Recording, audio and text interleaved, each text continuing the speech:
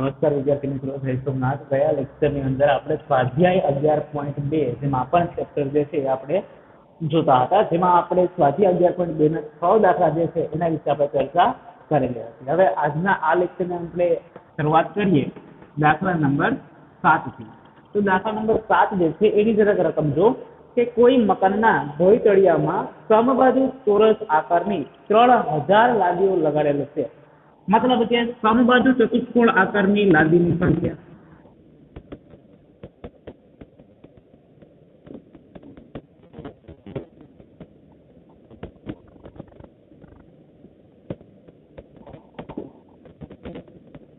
કેટલી છે? તો કે 3000 લાદીઓ લગાડેલી છે। એક વસ્તુ તમને આપી દીધી। બીજું શું કીધું? આ લાદીના વિકર્ણની લંબાઈ 45 સેન્ટીમીટર અને 30 સેન્ટીમીટર છે। मतलब કે લાદીના વિકર્ણની લંબાઈ તમને આપી દીધી।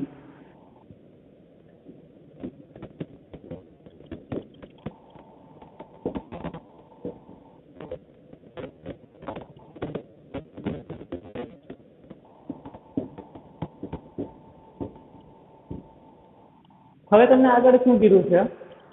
હવે જો 1 ચોરસ મીટર લાદી ઘસવાનો ખર્ચ જો 4 રૂપિયા હોય, मतलब કે 1 મીટર સ્ક્વેર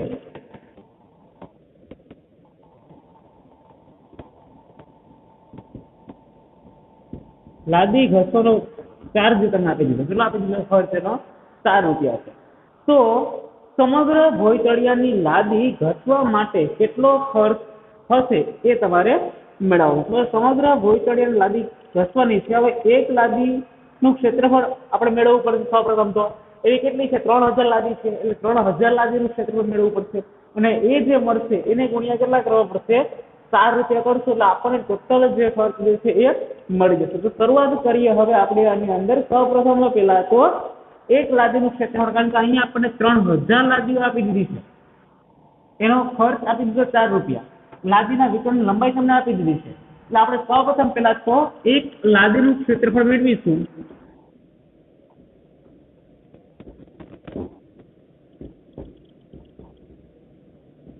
હવે એક લાદીનું ક્ષેત્રફળ મેળવીએ તો લાદી કેવા આકારની છે? તો સમબાજુ આકારની,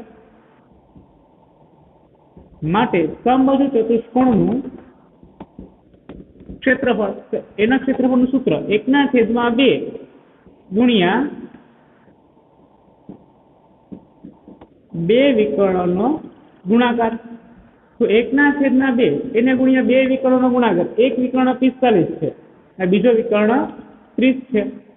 તો અહીંયા થશે 15 દુ 30 એટલે 2 કેન્સલ થશે, તો અહીંયા મળશે 45 ગુણ્યા 15। હવે તમારે શું કરવું પડશે? અહીં તો 45 અને 15 નો ગુણાકાર લેવો પડશે। તો 45 અને 15 નો ગુણાકાર લેવો, 25 25 નો 5 લો, વધી પડી 2, 5 ચોક 20, 20 ને 2 22 એટલે 5, 6 ને 7, 4 ને 2 6, એટલે અહીંયા થશે 675 સેન્ટીમીટર સ્ક્વેર।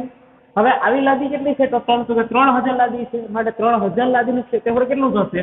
તો એના પરથી આપણે મેળવશું કે માટે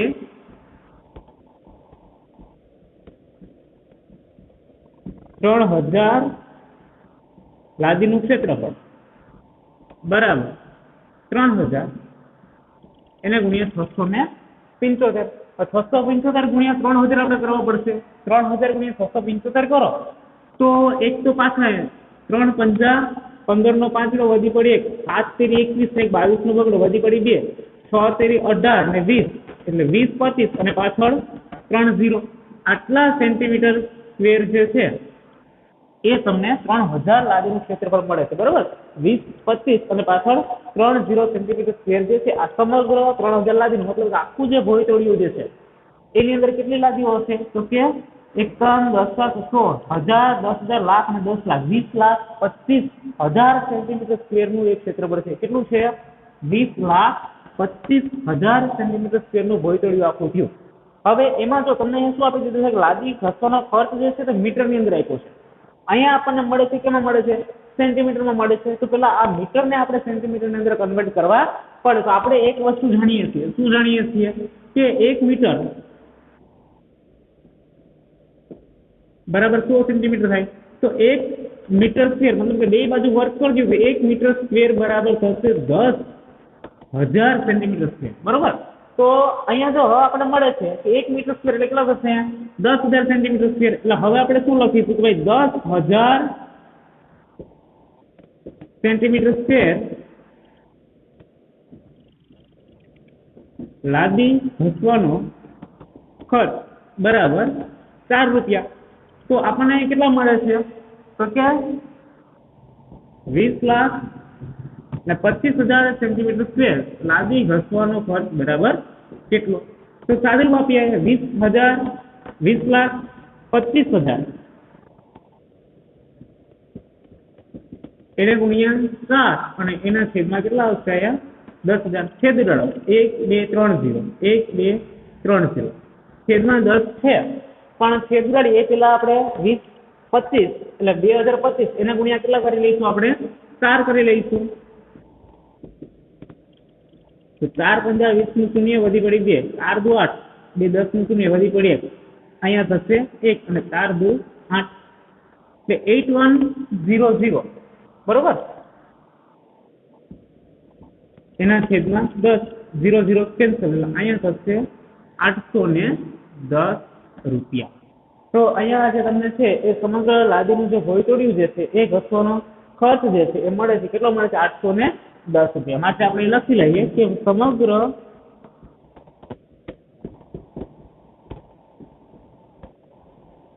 ભોયતોડિયાની લાદી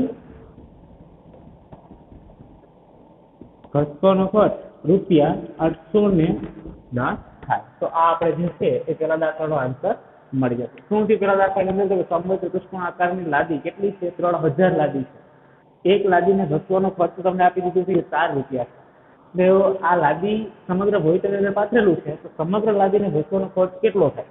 તો સૌપ્રથમ પેલા આપણે એક લાદીનું ક્ષેત્રફળ મેળવી લીધું. સમબાહુ ચતુષ્કોણ આકારની લાદી છે તો સમબાહુ ચતુષ્કોણનું ક્ષેત્રફળ બરાબર 1/2 એને ગુણ્યા 2 વિકર્ણનો ગુણાકાર. તો આપણે એક લાદીનું ક્ષેત્રફળ મળે છે કેટલું? 675 સેન્ટીમીટર સ્ક્વેર. તેવી રીતે કેટલી લાદી છે આપણી પાસે? 3000 લાદી છે અને 3000 લાદીનું ક્ષેત્રફળ કેટલું થશે? તો કે 3000 ગુણ્યા 675 એનો ગુણાકાર કરો 20,25,000 સેન્ટીમીટર સ્ક્વેર આપણને ક્ષેત્રફળ મળે છે. આ જે મળે છે એ ભોયતળિયાનું આખું ક્ષેત્રફળ મળે છે. હવે ભોયતળિયું આખું ઘસવું છે એમાં 1 મીટર સ્ક્વેર લાદી ઘસવાનો ખર્ચ કેટલો છે? 4 રૂપિયા. અહીંયા આપણને સેન્ટીમીટરમાં મળે છે. તો પહેલા તો આ મીટરને આપણે સેન્ટીમીટરમાં ફેરવવા પડે. તો અહીંયા આપણે ફેરવા એટલે 1 મીટર બરાબર 100 સેન્ટીમીટર થાય છે. 1 મીટર સ્ક્વેર બંને બાજુ વર્ગ કરી દો તો 1 નો વર્ગ 1 થશે, મીટરનો વર્ગ મીટર સ્ક્વેર, 100 નો વર્ગ 10,000 અને સેન્ટીમીટરનો વર્ગ સેન્ટીમીટર સ્ક્વેર. તો 10,000 સેન્ટીમીટર સ્ક્વેર લાદી ઘસવાનો ખર્ચ કેટલો થાય? 4 રૂપિયા થાય. કારણ કે 1 મીટર બરાબર કેટલા થશે? 1 મીટર સ્ક્વેર બરાબર 10,000 સેન્ટીમીટર સ્ક્વેર. તો 20,25,000 સેન્ટીમીટર સ્ક્વેર જે લાદી ઘસવાનો ખર્ચ કેટલો થશે? ત્રિરાશીમાં કીધું સાદુરૂપ આપી દીધું તમને જવાબ મળી જશે 810 રૂપિયા જે છે એ તમને એક લાદી જે છે એ ઘસવાનો ખર્ચ જે છે સમગ્ર મતલબ કે ભોયતળિયું જે છે એ ઘસવાનો ખર્ચ જે છે એ તમને મળે. તો આ થયો તમારો દાખલા નંબર 7. હવે જોઈએ એના પછીનું નેક્સ્ટ જે છે દાખલા નંબર 8 જે છે તો એ જરાક જોઈ લઈએ. તો સૌપ્રથમ પહેલા એની રકમ જરાક જો.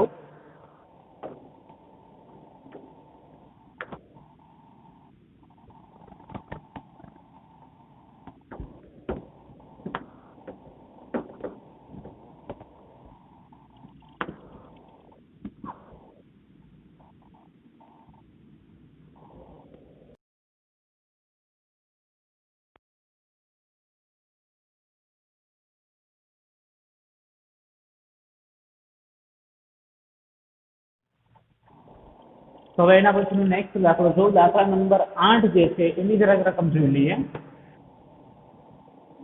દાખલા નંબર 8 શું કહે છે કે મોહન એક સમલંબ ચતુષ્કોણ આકારનું ખેતર જે છે એ ખરીદવા ઈચ્છે છે.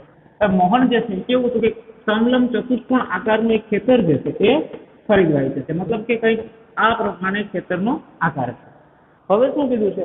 આ ખેતરની નદી તરફનો બાજુ એ રસ્તા તરફની બાજુને સમાંતર અને અંતરમાં બમણી છે. નદી તરફની જે બાજુ જે છે એટલે આ બાજુ નદી તરફની હશે કારણ કે બમણી કીધી છે એનો મતલબ કે આનું માપ કંઈક પેલા કરતા વધારે હશે. ને અહીંયા જે છે એ શું છે તો કે રસ્તો છે, બરોબર છે. એટલે આ રસ્તા તરફની જે બાજુ જે છે એના કરતા નદી તરફની બાજુ જે છે એ કેટલી છે તો કે લંબાઈમાં બમણી છે. તમને એની અંદર કીધું કે આ ખેતરનું ક્ષેત્રફળ 10,500 મીટર સ્ક્વેર આપી દીધું. આ ખેતર જે છે એનું ક્ષેત્રફળ કેટલું આપી દીધું? 10,500 મીટર સ્ક્વેર તમને આપી દીધું છે। જો ખેતરની સમાંતર બાજુ વચ્ચેનું લંબ અંતર 100 મીટર, મતલબ કે આ બંને બાજુઓ જે છે એનું અંતર તમને કેટલું આપી દીધું છે? 100 મીટર આપી દીધું। તો તમારે આ બંને બાજુઓના માપ જે છે એ શોધવાના છે। ચાલો સૌપ્રથમ પહેલા તો શરૂઆત કરીએ। અહીં તો ધારી લઈએ કે ધારો કે રસ્તા તરફના ખેતરની બાજુનું માપ બરાબર આપણે શું લઈએ? 1 મીટર। તો નદી તરફની બાજુનું માપ રસ્તા તરફના માપ કરતા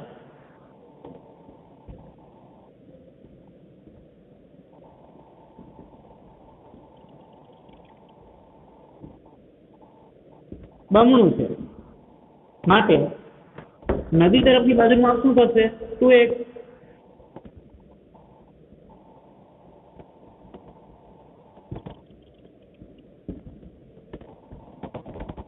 બરાબર શું થયા? 2x થશે। એટલે આ બાજુનું માપ શું લીધું? x। ત્યારે આનું માપ શું થશે? 2x થશે। હવે ખેતરનું ક્ષેત્રફળ તો આપી દીધું છે, એટલે આપણે અહીંયા મૂકીશું કે સમબાજુ ચતુષ્કોણના ક્ષેત્રફળ। તો સમબાજુ ચતુષ્કોણનું ક્ષેત્રફળ જે છે તેનું સૂત્ર શું થશે? માટે આપણે અહીં લખીએ સમલંબ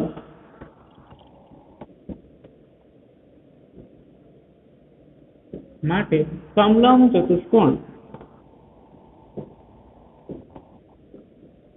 આકારના ખેતરનું ક્ષેત્રફળ બરાબર 1/2 ગુણ્યા 2 સમાંતર બાજુઓનો સરવાળો એને ગુણ્યા સમાંતર બાજુ વચ્ચેનું લંબ અંતર।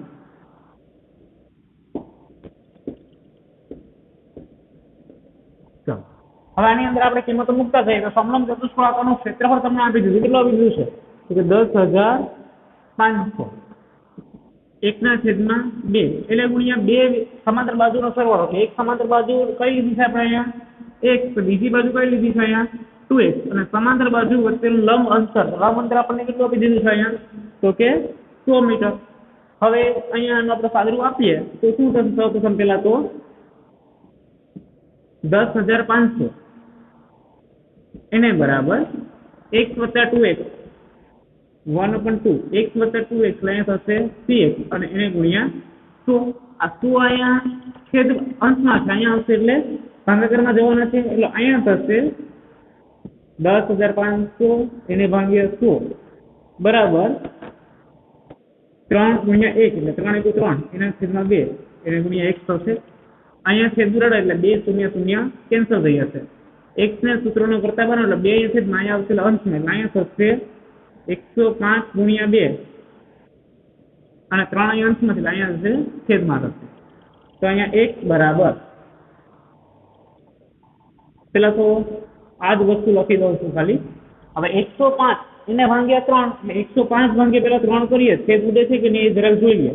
તો 3 તેરી 9 1 5 3 5 15 એટલે 35 તેરી 105 થશે,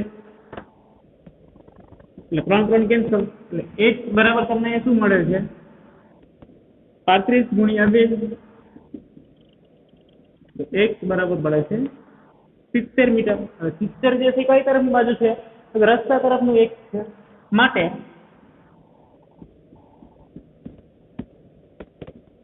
રસ્તા તરફની બાજુનું માપ x બરાબર 70 મીટર તથા નદી તરફની બાજુનું માપ 2x એટલે 70 × 2 થશે। તો 70 × 2 એટલે 140 મીટર। એટલે આ તમને બે બાજુઓ જે છે તેની બાજુના માપ જે છે એ મળી ગયા। ફરી પાછો એક વખત જોઈ લઈએ જરાક દાખલો શું કહે છે કે એક ખેતર છે સમલંબ ચતુષ્કોણ આકારનું, એની એક બાજુએ રસ્તો છે અને એક બાજુએ નદી છે। રસ્તા કરતા નદી તરફની જે બાજુ જે છે એની લંબાઈ બમણી છે। ટોટલ ક્ષેત્રફળ આપી દીધું છે 10,500 મીટર સ્ક્વેર। બે બાજુ વચ્ચેનું અંતર આપી દીધું છે 100 મીટર. તમારે બંને બાજુના માપ મેળવવાના છે. ધારી લઈએ કે રસ્તા તરફની બાજુનું માપ 1 છે અને નદી તરફની બાજુનું માપ એના કરતાં મામૂલી એટલે કેટલું થશે? 2x થશે. હવે સમાંતર સમલંબ ચતુષ્કોણ આપેલા ક્ષેત્રનું ક્ષેત્રફળનું સૂત્ર આપણે જાણીએ છીએ કે 1/2 ગુણ્યા 2 સમાંતર બાજુનો સરવાળો એને ગુણ્યા સમાંતર બાજુ વચ્ચેનું લંબાંતર એટલે 1/2 2 સમાંતર બાજુનો સરવાળો એટલે 1 + 2x એને ગુણ્યા 100. 1 + 2x એટલે 3x થશે ને એને ગુણ્યા 100 થશે. શું અહીંયા ગુણાકારમાં છે? અહીંયા આવશે એટલે છેદમાં જતા રહેશે 0 0 0 0 કેન્સલ થઈ જશે એટલે 105. અહીંયા 2 છેદમાં આ બાજુ બરાબર ને આ બાજુ એટલે ગુણાકારમાં જશે. 3 અહીંયા અંશમાં છે તો ક્યાં જશે? અહીંયા છેદમાં જશે. છેદ ઉડાડી દઈએ એટલે 35 તેરી 105 3 3 કેન્સલ થશે એટલે 35 દુ 70 એટલે x ની કિંમત તમને મળી જશે 70. x બરાબર કઈ બાજુ ધારી હતી? રસ્તા તરફ. 2x બરાબર કઈ ધારી? નદી તરફની. તો x ની જગ્યાએ હવે શું કિંમત? x ની જગ્યાએ 70 મૂકો. 2 ગુણ્યા 70 કેટલા થશે? 140 મીટર. તો આમ રસ્તા તરફની બાજુનું માપ તમને મળે છે 70 મીટર અને નદી તરફની બાજુનું માપ મળે છે 140 મીટર. હવે જોઈએ નેક્સ્ટ એના પછીનો દાખલો, દાખલા નંબર 9 જે છે તો એની જરાક રકમ જોઈ લો.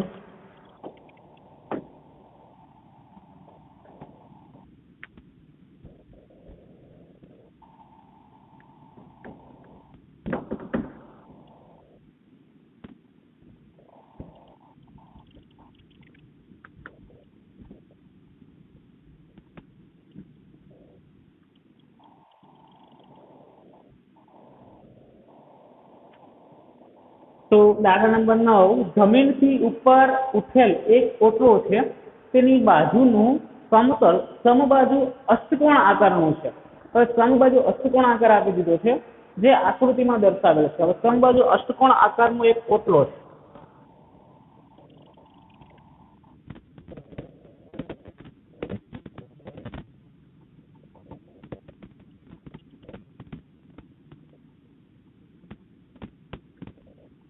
આવી રીતના સમબાજુ અષ્ટકોણ આકારનો એક ઓટલો છે અને આ અષ્ટકોણીય સમતલનું ક્ષેત્રફળ શોધવાનું કીધું છે અને માપ આપી દીધા છે. બરોબર કે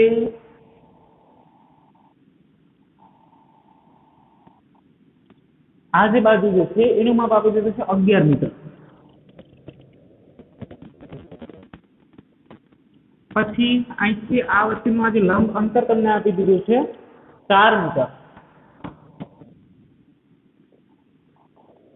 નેક્સ્ટ એક આ બાજુનું મતલબ કે અહીંથી આટલાનું માપ આપી દીધું છે 5 મીટર. તો હવે તમારે આ અષ્ટકોણીય સમતલ જે છે એનું ક્ષેત્રફળ તમારે મેળવવું છે. તો અષ્ટકોણીય સમતલનું ક્ષેત્રફળ મેળવો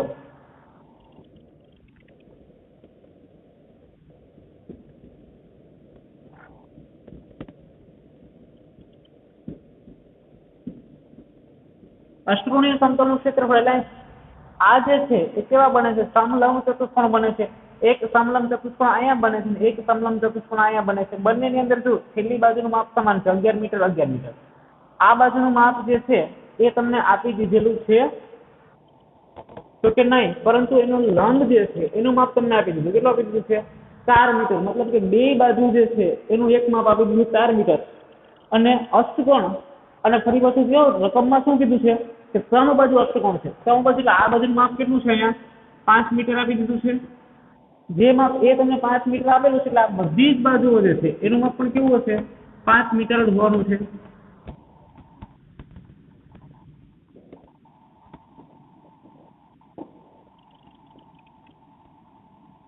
સમબાજુ અષ્ટકોણીય છે એટલે બધા જ માપ કેટલા છે? 5 મીટર આપી દીધા છે. તો આ બાજુનું માપ 5 મીટર છે, આ બાજુનું માપ 5 મીટર છે, આ બાજુનું માપ 11 મીટર છે. એવી રીતના આ બાજુનું માપ પણ કેટલું હશે? 11 મીટર જ માપ એનું હશે. બરોબર છે. તો હવે આપણે આખું અષ્ટકોણ જે છે એનું ક્ષેત્રફળ જોતું છે. તો જો આખું અષ્ટકોણની અંદર કેટલા ભાગ બને છે? તો કે એક ભાગ આ બને છે અને એ કેવો બને છે? સમલંબ ચતુષ્કોણનો. એવી જ રીતના આ ભાગ બને છે એ પણ કેવો બને છે? તો કે સમલંબ ચતુષ્કોણાકારનો. એમાં જો બે બાજુના માપ સમાન છે. આનું માપ 11 છે તો આનું માપ 11, આનું માપ 5 મીટર છે, આનું માપ પણ શું મળે છે? 5 મીટર મળે છે. અષ્ટકોણીય આકારની અંદર એક તો પેલા છે કે બે સમલંબ ચતુષ્કોણનું ક્ષેત્રફળ થશે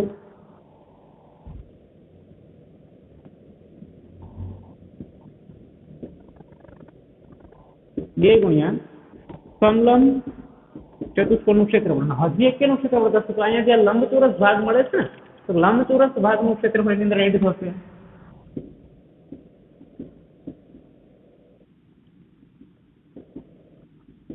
ચાલો હવે આ બે ના બે જ રહેશે. સમલંબ ચતુષ્કોણનું ક્ષેત્રફળ એક વસ્તુ આપણે મેળવી પડશે અહીંયા સમલંબ ચતુષ્કોણનું ક્ષેત્રફળ. તો અહીંયા આપણે મેળવી લઈએ કે સમલંબ ચતુષ્કોણનું ક્ષેત્રફળ. સમલંબ ચતુષ્કોણના ક્ષેત્રફળનું સૂત્ર 1/2 ગુણ્યા સમાંતર બાજુનો સરવાળો એને ગુણ્યા સમાંતર બાજુ વચ્ચેનું લંબ અંતર.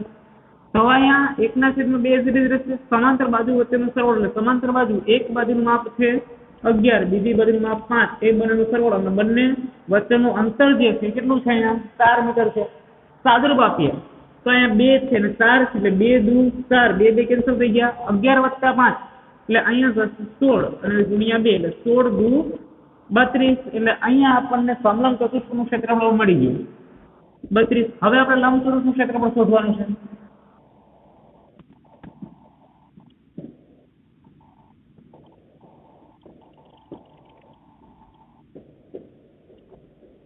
લંબચોરસનું ક્ષેત્રફળ તો લંબચોરસના ક્ષેત્રફળનું સૂત્ર આપણી પાસે છે લંબાઈ એને ગુણ્યા પહોળાઈ. લંબાઈ કેટલી છે આની 11 મીટર અને પહોળાઈ 5 મીટર એટલે 11 × 5 55 મીટર સ્ક્વેર. આ જે મળે છે એ 32 મીટર સ્ક્વેર મળે છે. તો અહીંયા લંબચોરસ ભાગનું ક્ષેત્રફળ જે છે એ કેટલું છે 55.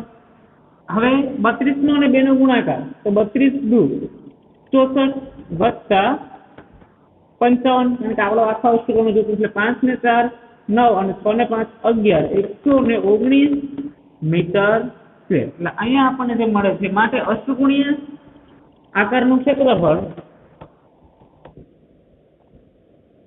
અથવા તો અષ્ટકોણીય સમતલનું ક્ષેત્રફળ 119 મીટર સ્ક્વેર મળે. આ જે છે આપણો દાખલા નંબર 9 જે છે એનો આન્સર છે. બરોબર. હવે એમાં શું હતું તો કે એક સમબાજુ અષ્ટકોણ આપી દીધું હતું. સમબાજુ અષ્ટકોણ એટલે શું તો કે એક એવું અષ્ટકોણ કે જેની બધી જ બાજુઓના માપ કેવું હોય સરખા હોય એટલે આ સમબાજુ એક અષ્ટકોણ. હવે એની બાજુના માપ જે છે એ બધા સરખા છે. બરોબર. બધા જ માપ કેટલા છે તો કે 5-5 મીટરના છે. વચ્ચેની બે બાજુ વચ્ચેના જે લંબ અંતર તમને આપી દીધું છે કેટલું આપી દીધું છે 4 મીટર. અહીંયા જે આ બાજુનું માપ જે છે 11 મીટર છે તો આ બાજુનું માપ પણ કેટલું હશે કારણ કે ભાઈ સમાન જ છે એટલે અહીંયા પણ 11 મીટર જ હોવાનું છે. બરોબર છે. હવે તમારે આખા અષ્ટકોણ ભાગનું ક્ષેત્રફળનું સૂત્ર જોઈતું છે મતલબ આખું અષ્ટકોણનું ક્ષેત્રફળ મેળવવું તો શું કરીએ તો કે એક તો આ ભાગનું ક્ષેત્રફળ મળી જશે. જેટલું આ ભાગનું ક્ષેત્રફળ હશે એટલું જ આ ભાગનું ક્ષેત્રફળ હશે. એટલે એક ભાગનું ક્ષેત્રફળ મેળવી લીધું અને એને ગુણ્યા કેટલા કરી દીધા 2 કરી દીધા એટલે બંને ભાગનું ક્ષેત્રફળ મળી ગયું. એટલે આ બે ભાગના ક્ષેત્રફળ મળી જશે. પછી આપણે આ વચ્ચેનો ભાગ જે લંબચોરસ આકારનો જે ભાગ છે એનું આપણે ક્ષેત્રફળ મેળવવાનું છે. તો લંબચોરસ ભાગનું ક્ષેત્રફળ આપણે મેળવી લીધું કે લંબાઈ ગુણ્યા પહોળાઈ. લંબાઈ કેટલી છે એની તો કે 11 મીટર અને પહોળાઈ કેટલી છે 5 મીટર એટલે 11 × 55 એટલે 55 મીટર સ્ક્વેર એ તમને લંબચોરસ ભાગનું ક્ષેત્રફળ જે છે એ મળી. તો બસ હવે તો બધાના સરવાળો કરી એટલે 119 મીટર સ્ક્વેર તમને આન્સર મળી જશે. તો આ થયો આપણો સ્વાધ્યાય 11.2 નો દાખલા નંબર 9 જે છે એનો આન્સર. હવે એના પછી જે છે એ છે નેક્સ્ટ દાખલા નંબર 10 જે છે તો જરાક એ જોઈ લઈએ. હવે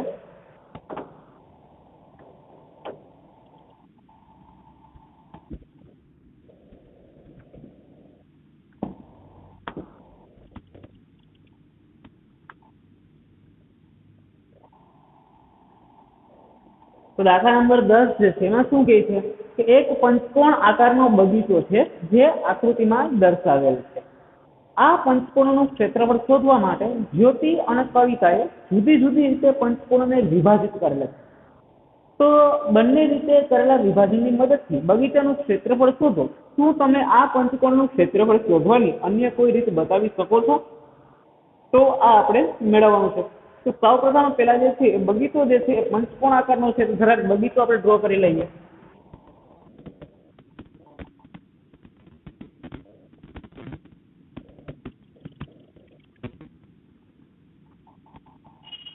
હવે એમાં બાજુઓ જે છે તો આ બંને બાજુનું માપ તમને સમાન સેમ કરી દીધા. નેક્સ્ટ આ બાજુ જે છે એનું માપ કઈ દીધું છે 15 મીટર. એવી જ રીતના આ બાજુનું માપ પણ કઈ દીધું છે 15 મીટર. અને આ બાજુ જે છે એનું માપ પણ કેટલું છે 15 મીટર. અને બગીચાની કુલ જે ઊંચાઈ આપી દીધી છે એ આપી દીધી છે 30 મીટર. ચલો આવી રીતે તમને આ એક જે છે બગીચાની આકૃતિ જે છે એ ડ્રો કરી દીધી છે. હવે જ્યોતિ જે છે એ કેવી રીતે વિભાજન કરે છે એ તમને આકૃતિની અંદર આપી દીધું છે.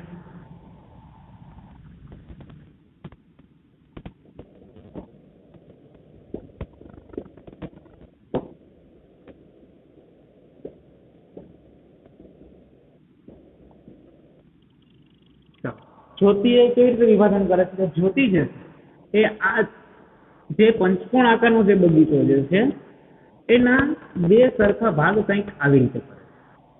બરોબર છે? અને એનું જે છે એક ક્ષેત્રફળ મેળવવાનું છે. તો જ્યોતિ જે છે એ બે ભાગની અંદર વિભાજન કરે છે તો આ ભાગ જે છે એ સમલંબ ચતુષ્કોણ આકારના બે ક્યાં કે નથી. બરોબર? અને આવી રીતના કે કામ ફેરવી દો એટલે શું થશે કે આ બાજુ જે છે એ આ બંને બાજુ સમાંતર હશે. એવી જ રીતના આ બાજુ ને આ બાજુ બંને સમાંતર હશે. એનું માપ આપી દીધું છે. કેટલું આપી દીધું છે અહીંયા 30 મીટર. આ બાજુનું માપ આપણી પાસે છે કેટલું છે 15 મીટર. અને બે સરખા ભાગ પાડ્યા છે એટલે આ બાજુનું માપ આપણને મળી જશે. આખી બાજુનું માપ કેટલું છે 15 મીટર છે તો આનું માપ કેટલું હશે 15/2. મતલબ કે અડધું માપ થશે કે નહીં થાય આ બંનેનું. કારણ કે આખું માપ જે છે એ કેટલું છે તો કે 15 મીટર છે. આ બંને કેટલું થયું અડધું થયું. તો જ્યોતિએ જે પ્રમાણે વિભાજન કરેલું છે એ પ્રમાણે આખા બગીચો જે છે એનું ક્ષેત્રફળ આપણે મેળવીએ તો શું થશે તો કે સમલંબ ચતુષ્કોણનું ક્ષેત્રફળ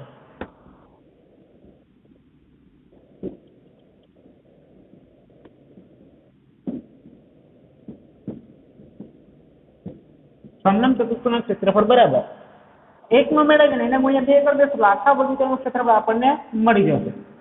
તો સમલંબ ચતુષ્કોણનું ક્ષેત્રફળ 1/2 ગુણ્યા 2 વિકર્ણ સૂત્ર નથી લખતું ડાયરેક્ટ જવાબ લખું છું. બે સમાંતર બાજુઓ જે છે એનો સરવાળો. એટલે એક સમાંતર બાજુ અહીંયા 15 થશે અને બીજી સમાંતર બાજુ અહીંયા 30 થશે. એને ગુણ્યા બંને વચ્ચેનું અંતર કેટલું થશે અહીંયા 15/2. 1/2 એને ગુણ્યા 15 + 30 તો 45. એને ગુણ્યા 15/2. હવે અહીંયા તો કઈ પેલા તો છેદ ઉડે એવા છે નહીં તો શું થશે અહીંયા ગુણાકાર કરી લઈએ આપણે કે 15 નો અને 45 જે છે બંનેનો ગુણાકાર કરીએ.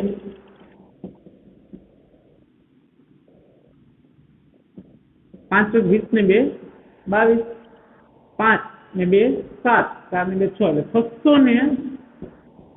675 એના છેદમાં 4. આટલું જે છે એ મીટરની અંદર આપી દીધું છે તો મીટર સ્ક્વેર. આ તમને કેટલા મળે છે તો કે એક સમલંબ ભાગનું ક્ષેત્રફળ જે છે તમને મળે છે 675 ના છેદમાં 4. હવે આવા તો કેટલા છે તો કે બે સમલંબ ચતુષ્કોણ છે તો માટે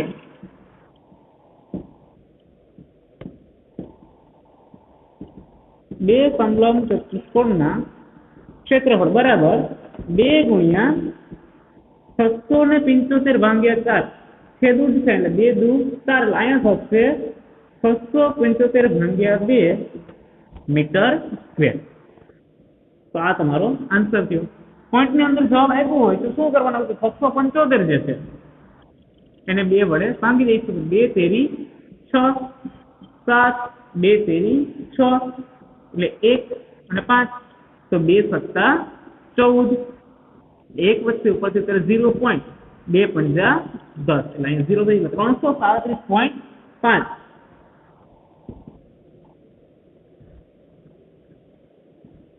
તો જ્યોતિએ કરેલા વિભાજન પ્રમાણે તમને એનું ક્ષેત્રફળ શું મળે છે 337.5 જે છે એટલું ક્ષેત્રફળ એનું તમને મળે છે. બરોબર. હવે એવી જ રીતના બીજું જે છે વિભાજન એ કોણ કરે છે તો કે કવિતા છે. એટલે હવે આપણે મેળવીશું કવિતાએ કરેલ વિભાજન મુજબ. તો આ જ્યોતિએ કરેલ વિભાજન સમજાઈ ગયું હશે. કવિતાએ કેવી રીતે વિભાજન કરેલું છે એ જરાક જોઈ લઈએ. હવે તો કવિતાએ કેવી રીતે વિભાજન કરે છે એ હોમવર્કમાં કરવાનું નથી, હું જસ્ટ સમજાવી દઉં છું. તો કે જો કવિતા અહીંથી ભાગ પાડે એક ત્રિકોણ બનાવે છે અને બીજો એક ચોરસ બનશે. કારણ કે આનું મૂળ કેટલું છે 15, આનું માપે કેટલું છે 15, આનું હવે 15 થશે તો આનું માપે કેટલું થશે 15, અને આ બે બાજુ તો કેવી છે સમાન જ છે. તો કવિતા વિભાજન કરે છે ત્યારે એક ત્રિકોણનું ક્ષેત્રફળ બને છે અને બીજું શું બને છે તો કે એક ચોરસ જે છે એ બને છે. બરોબર. હવે અહીંયા તમે જોશો તો આ 15 જે છે ત્રિકોણનું ક્ષેત્રફળ એટલે 1/2 પાયો ગુણ્યા 2, તો 1/2 સુધી પાયો તેનો 15 જ છે અને આ બધી જ બાજુઓ કેવી છે સમાન માપની છે. તો આનું માપમાં કેટલું હશે 15 જ હોવાનું છે. તો આનું ક્ષેત્રફળ તમે મેળવી લેશો એટલે તમને એક ત્રિકોણનું ક્ષેત્રફળ મળી જશે. પછી નેક્સ્ટ તમારે કેવું મેળવવું પડશે કે ચોરસનું ક્ષેત્રફળ મેળવી લે. ચોરસનું ક્ષેત્રફળનું સૂત્ર શું થશે તો કે લંબાઈ ગુણ્યા લંબાઈ. લંબાઈ એટલે 15 ગુણ્યા 15, 15 ગુણ્યા 15 કરશો એટલે 225. એટલે આનું ક્ષેત્રફળ તમને મળી જશે 225. ચાલો એ તો મેળવી દીધું છે. આનું કેલ્ક્યુલેશન કરશું એટલે તમને ત્રિકોણનું ક્ષેત્રફળ મળી જશે અને એ બંનેનો સરવાળો કરી દઈશું એટલે તમને એનો આન્સર જે છે એ મળી જશે. બરોબર. કે કવિતાએ જે છે રીત અપનાવી છે તેનું ક્ષેત્રફળ તમને મળી જશે અને બંનેનું ક્ષેત્રફળ જે છે ને એ તમને એક સરખું જ મળશે. એટલે આનો જવાબ કેટલો મળશે 337 જ તમને આનો આકાર જે છે એ મળી શકશે. પણ બીજું તમને કીધું છે કે એની કોઈ અન્ય રીત તો તમારે ટ્રાય કરવાની છે કે આ જે છે એના ભાગ પાડવાના છે અને કોઈ અન્ય રીતે તમને એનું ક્ષેત્રફળ જે છે મળી શકે કે નહીં તો એ તમારા હોમવર્કની અંદર વિચારવાનું છે. બરોબર. કે એના કોઈ ભાગ પાડો અને તમને એનું કોઈ ક્ષેત્રફળ મળી શકશે કે નહીં મળી શકે. તો અહીંયા આપણે આજે 10 દાખલા સુધી રાખીએ છીએ. હવે જ્યારે મળીશું ત્યારે શરૂઆત કરીશું આપણે દાખલા નંબર 11 જે છે એ લાસ્ટ દાખલો આ સ્વાધ્યાય જે છે એ જોઈશું અને એના પછી આગળ સ્વાધ્યાય 11.3 જે છે એને આપણે શરૂઆત કરીશું.